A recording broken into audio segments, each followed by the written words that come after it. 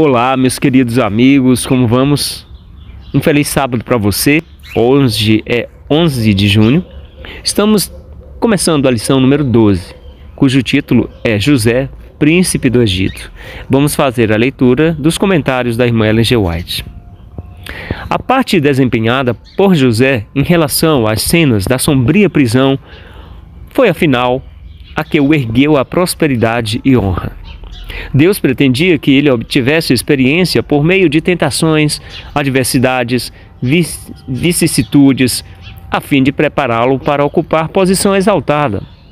José levava sua religião para onde quer que fosse, e esse foi o segredo de sua inquebrantável fidelidade. Aquele que recebe a Cristo por uma fé viva tem nítida ligação com Deus e é um vaso de honra. Leva consigo a atmosfera do céu, que é a graça de Deus, um tesouro que o mundo não pode comprar. Aquele que está em viva ligação com Deus pode estar em posição humilde.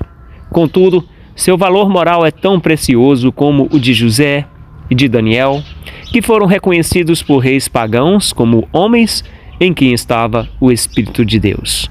Comentários Bíblico Adventista, volume 1, página 1209. Os irmãos de José o venderam como escravo e temiam que Deus planejasse puni-los, permitindo que se tornassem escravos. Eles humildemente confessaram os erros que haviam cometido contra José e imploraram seu perdão. Queridos, eles ficaram muito contentes ao descobrir que José estava vivo, pois haviam sentido remorso e grande angústia desde o momento em que cometeram a crueldade contra ele. E agora, como eles sabiam que não eram culpados de seu sangue, suas mentes perturbadas ficaram aliviadas. Spiritual Gifts, volume 3, página 167. As evidências de uma genuína obra de graça no coração têm que ter base não nos sentimentos, mas na vida. Pelos seus frutos, declarou Cristo, vocês os conhecerão. Mateus 7,16. A obra da graça no coração não se opera instantaneamente. Efetua-se por uma vigilância contínua e cotidiana e pela crença nas promessas de Deus. A pessoa arrependida e crente que nutre fé e ardentemente deseja a graça renovadora de Cristo não será por Deus deixada vazia. Ele lhe concederá graça, e os anjos ministradores a ajudarão enquanto perseverar nos esforços para avançar. Evangelismo, página 287. Quando o coração permite que o Espírito de Deus o influencie, a consciência é despertada e o pecador começa a discernir a profundidade e santidade da lei de Deus, que é o alicerce de seu governo no céu e na terra. A verdadeira luz que, vinda ao mundo, ilumina toda a humanidade. João 1,9. Chega também aos segredos do coração, e as coisas que estão escondidas são reveladas. Meus amados, um senso de culpa apodera-se da mente e do coração dessa pessoa. Ele passa a sentir a justiça de Jeová e experimenta um sentimento de horror em sua própria culpa e impureza diante do Deus que conhece tudo o que vai dentro do coração. Vê o amor de Deus, a beleza da santidade, a alegria da pureza, e ele deseja ser purificado e ver restaurada sua comunhão com o céu. Caminho a Cristo, página 24. Domingo, 12 de junho. A ascensão de José ao poder.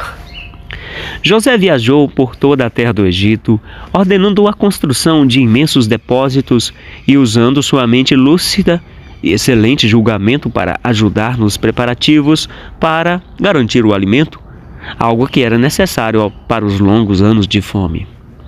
Por fim, os 7 anos de abundância na terra do Egito terminaram. Começaram os 7 anos de fome, como José havia predito. E havia fome em todas as terras, mas em toda a terra do Egito havia pão. Quando toda a terra do Egito começou a sentir fome, o povo clamou a Faraó por pão. E Faraó dizia a todos os egípcios: vão falar com José e façam o que ele disser. Havendo, pois, fome sobre toda a terra, José abriu todos os celeiros e vendia aos egípcios, porque a fome aumentava na terra do Egito. Gênesis 41, 54 a 56. Spiritual Gifts, volume 153. José, porém, foi fiel a Deus, e sua fidelidade foi um constante testemunho da verdadeira fé. Foi com o objetivo de apagar essa luz que Satanás trabalhou por meio da inveja dos irmãos de José, para fazer com que ele fosse vendido como escravo para um país gentílico. Contudo, meus amados, Deus encaminhou os acontecimentos de maneira que seu conhecimento fosse transmitido ao povo do Egito. Tanto na casa de Potifar quanto na prisão, José recebeu uma educação e um ensino que, com o temor de Deus, o prepararam para sua elevada posição de primeiro-ministro da nação. Do palácio dos faraós, sua influência foi sentida por todo o país, e o conhecimento de Deus se propagou por toda parte. Os israelitas no Egito também se tornaram prósperos e ricos, e enquanto foram fiéis a Deus, exerceram vasta influência. Patriarcas e Profetas, página 281. Deus se manifestou por intermédio de José ao povo do Egito e de todas as nações ligadas àquele poderoso reino. Por que razão o Senhor quis exaltar a José de maneira tão grande entre os egípcios? Sabe por quê? Ele poderia ter provido outro meio para o cumprimento de seus propósitos em relação aos filhos de Jacó, mas desejou fazer de José uma luz e o colocou no palácio do rei, a fim de que a iluminação celestial pudesse se espalhar por perto e em lugares distantes. Por sua sabedoria e justiça, pela pureza e benevolência de sua vida diária, assim como por sua dedicação aos interesses do povo, uma nação de idólatras, José foi um representante de Cristo. Em seu benfeitor, para quem todo o Egito se voltava com gratidão e louvor, aquele povo pagão deveria ver o amor do Criador e Redentor deles. Assim, amados, na pessoa de Moisés, Deus pôs uma luz ao lado do trono do maior reino da terra, a fim de que todos que quisessem pudessem aprender sobre o Deus vivo e verdadeiro. E toda essa luz foi dada aos egípcios antes que a mão de Deus se estendesse sobre eles com castigos. Patriarcas e Profetas, página 314. Segunda, 13 de junho. José confronta seus irmãos. Os filhos de Jacó foram com a multidão de compradores para comprar o cereal de José, e eles se prostraram com o rosto em terra diante dele. E José conheceu seus irmãos, mas fez parecer que não os conhecia e falava asperamente com eles. E lhes perguntou: de onde vocês vêm? Responderam: da terra de Canaã, para comprar mantimento. José se lembrou dos sonhos que havia tido a respeito deles e lhes disse: vocês são espiões e vieram para ver os pontos fracos da terra. Gênesis 42, de 6 a 9. Eles garantiram a José que sua única missão no Egito era comprar comida. José novamente os acusou de serem espiões. Ele desejava saber se eles possuíam o mesmo espírito altivo que tinham quando ele estivera com eles, e estava ansioso para obter deles algumas informações a respeito de seu pai e de Benjamim. Spiritual Gifts, volume 3, página 154. Os 3 dias de confinamento foram dias de amarga tristeza para os filhos de Jacó. Eles refletiram sobre sua conduta errada no passado, especialmente sua crueldade para com José. Eles sabiam que, se fossem condenados por serem espiões e não pudessem apresentar provas para se inocentar, todos teriam que morrer ou se tornar escravos.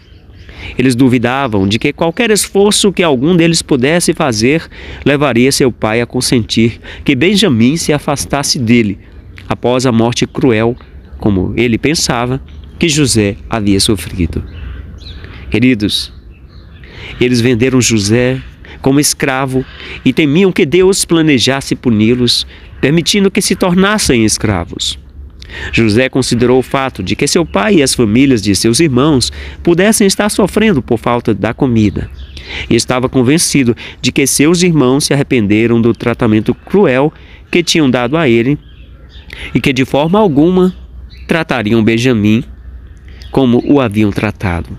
Spiritual Gifts, página 155.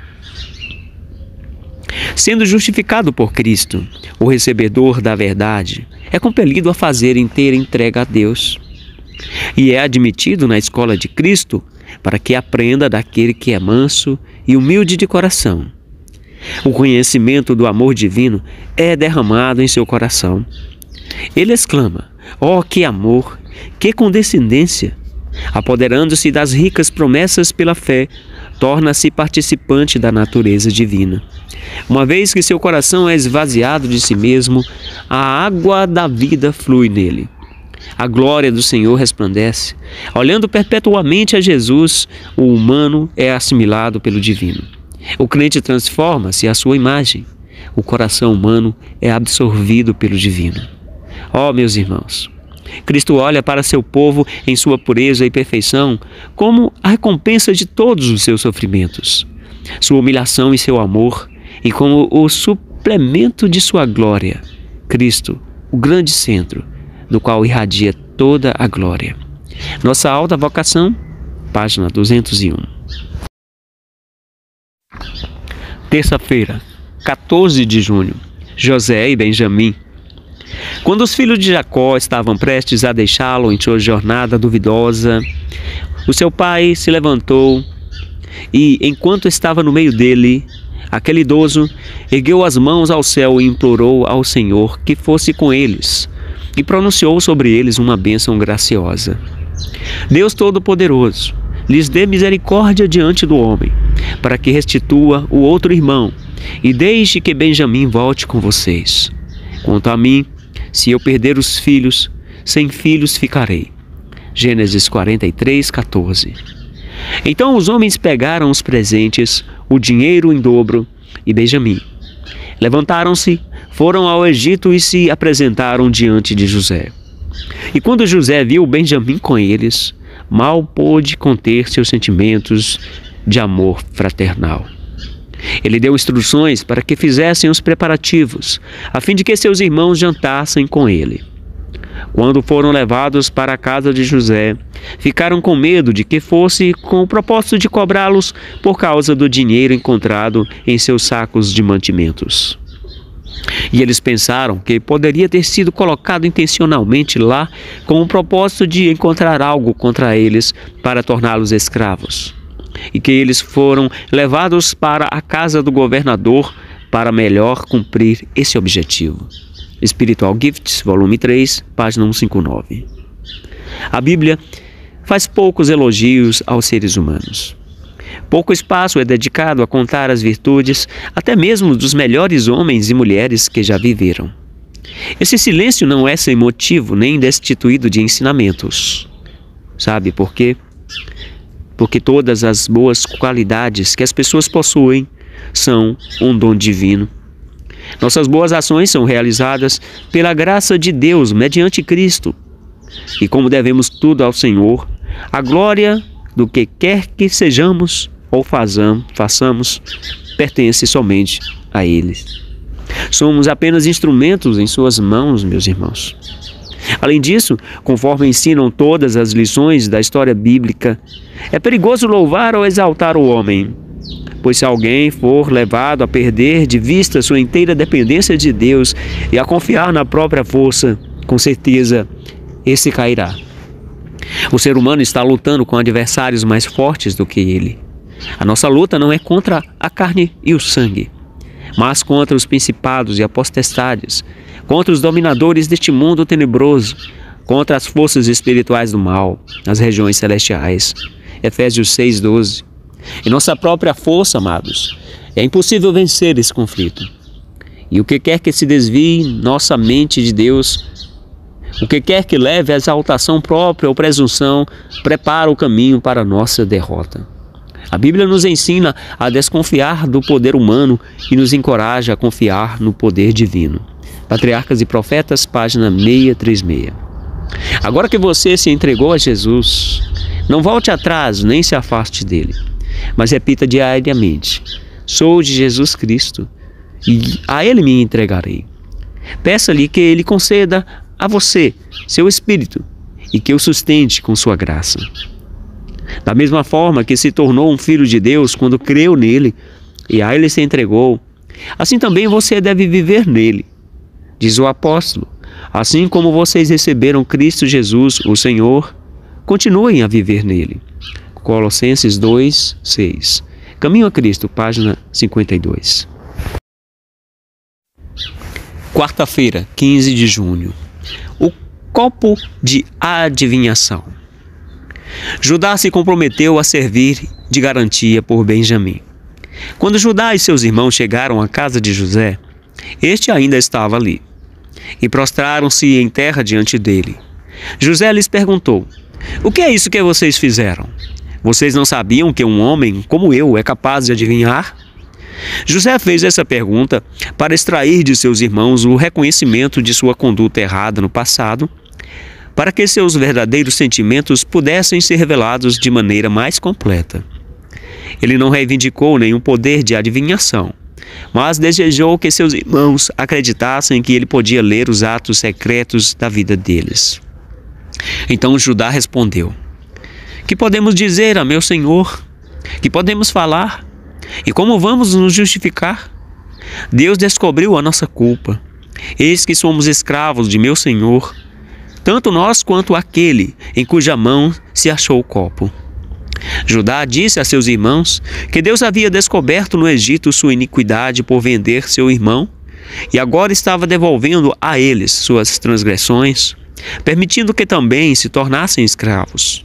Spiritual Gifts, volumes 3, página 163.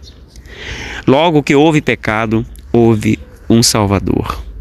Queridos, Cristo sabia o que ele teria que sofrer. Entretanto, tornou-se substituto do ser humano. Logo que Adão pecou, o Filho de Deus apresentou-se como o penhor da humanidade. Eis que eu gravei você nas palmas das minhas mãos. Isaías 49, 16. As palmas de suas mãos trazem a cicatriz dos ferimentos que recebeu. Se somos machucados e feridos, se encontrarmos problemas que são difíceis de vencer, devemos, meus amigos, nos lembrar de quanto Cristo sofreu por nós. Satanás declarou que os seres humanos não conseguiam viver sem pecar. Cristo passou por onde Adão tropeçou e caiu, e por uma vida sem pecado colocou a humanidade em terreno vantajoso, a fim de que cada qual pudesse estar perante o Pai, aceito no amado Jesus. Nos Lugares Celestiais, página 13. Os obreiros na causa da verdade devem apresentar a justiça de Cristo, não como novo esclarecimento, mas como luz preciosa que foi por algum tempo perdida de vista pelo povo. Devemos, meus queridos, aceitar a Jesus como nosso Salvador pessoal, e Ele nos imputa a justiça de Deus em Cristo. Precisamos repetir e enfatizar a verdade que João escreveu. Nisto consiste o amor, não em que nós tenhamos amado a Deus, mas em que Ele nos amou e enviou o seu Filho como propiciação pelos nossos pecados. 1 João 4:10. No amor de Deus abriu-se o mais maravilhoso veio da verdade preciosa. E os tesouros da graça de Cristo são manifestados perante a igreja e o mundo. Que amor é este? Quão maravilhoso e insondável amor que levou Cristo a morrer por nós enquanto éramos ainda pecadores. Que perda é para a alma que compreende as fortes reivindicações da lei e, todavia, deixa de compreender a graça de Cristo, muito mais abundante. Mensagens Escolhidas, volume 1, página 155. Quinta-feira, 16 de junho. Eu sou José, seu irmão. José estava satisfeito. Ele havia provado seus irmãos e visto neles os frutos do verdadeiro arrependimento por seus pecados, e ficou tão profundamente comovido que não pôde mais esconder seus sentimentos e pediu para ser deixado a sós com seus irmãos. Ele então deu vazão a seus sentimentos há muito tempo reprimidos e chorou alto. Seus irmãos, meus irmãos, não puderam responder de espanto. Eles não conseguiam realmente acreditar que o governador do Egito era seu irmão José, que eles invejaram e teriam assassinado, e por fim ficaram satisfeitos em vendê-lo como escravo. Todos os maus tratos para com o irmão passaram diante deles, especialmente seus sonhos, que eles desprezaram e trabalharam para impedir que se realizassem. Ao ver a confusão de seus irmãos, José lhes abriu os sentimentos e disse: cheguem perto de mim. E eles chegaram. Então ele disse: eu sou José, o irmão de vocês que vocês venderam para o Egito. Ele nobremente procurou tornar essa ocasião o mais fácil possível para seus irmãos. Ele não desejava aumentar seu constrangimento censurando-os. Ele sentiu que eles já haviam sofrido o suficiente por sua crueldade para com ele e se esforçou para confortá-los. Ele lhes disse: agora, pois, não fiquem tristes nem irritados contra vocês mesmos por terem me vendido para cá, porque foi para a preservação da vida que Deus me enviou adiante de vocês. Assim, não foram vocês que me enviaram para cá, e sim Deus, que fez de mim como que um pai de Faraó, e senhor de toda a sua casa, e governador de toda a terra do Egito. Spiritual Gifts, volume 3, página 65. Queridos, estudem a história de José e Daniel. O Senhor não impediu as conspirações dos homens que procuravam fazer-lhes mal, mas conduziu todos os planos para o bem de seus servos, que em meio de provas e lutas manifestaram sua fé e lealdade. Enquanto estivermos no mundo, encontraremos influências adversas. Haverá provocações para testar nosso temperamento e, enfrentando-as com o espírito correto, que as virtudes cristãs são desenvolvidas. Se Cristo habitar em nós, seremos pacientes, bondosos, tolerantes, alegres no meio das contrariedades e irritações. Dia após dia e ano após ano, venceremos a nós mesmos e cresceremos em um nobre heroísmo. Essa é a tarefa atribuída a nós, mas não pode ser cumprida sem um auxílio de Jesus. Firme decisão, um alvo bem determinado, contínua vigilância e oração incessante. Cada um tem suas lutas pessoais a travar. Nem o próprio Deus pode tornar nosso caráter nobre e nossa vida útil se não colaborarmos com Ele.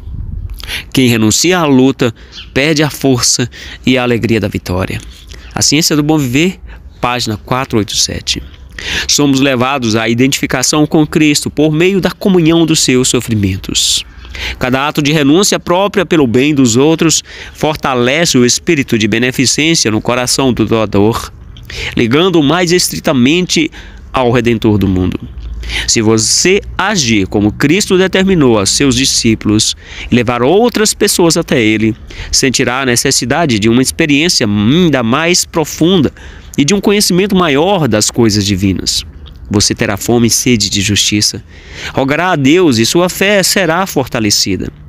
Querido, com grande interesse, você beberá da fonte da salvação.